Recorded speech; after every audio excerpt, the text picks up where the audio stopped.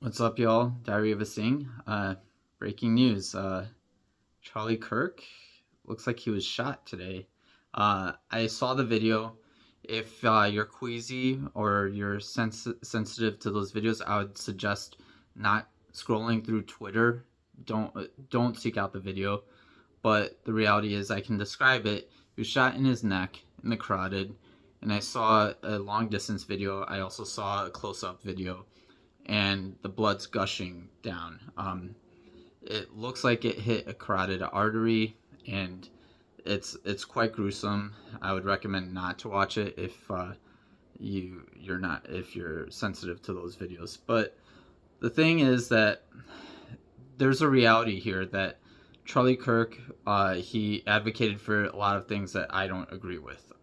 And even there's a lot of like tweets and old like quotes from him that are coming out. I don't know the exact quote, but paraphrasing, it essentially says that the if the price for having the freedom of the Second Amendment is that a few people die from gun violence, then so be it, or whatever.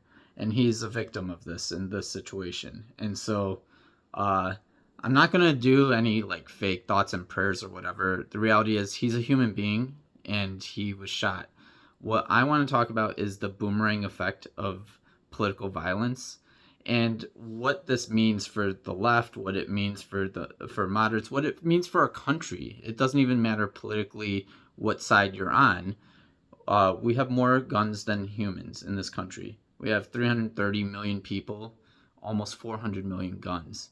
And the types of guns that we have is just out of control in terms of the military grade weaponry. And it all stems from our military industrial complex in this country. When they have a financial incentive to produce more weaponry for war purposes, used in Gaza, used on the Palestinian people, used anywhere in the global south, well, there's going to have an additional effect of, well, they can only have so many weapons for that purpose. They're eventually going to want to lobby our politicians, which they have successfully, to have those guns also in civilian hands, weapons of war. And this is the consequence of it. What I'm afraid of is people of the left, people of any walk of life, really, in any setting, that now this is open game. And some may argue that we've already had this idea of political violence or whatever, but he may die from this.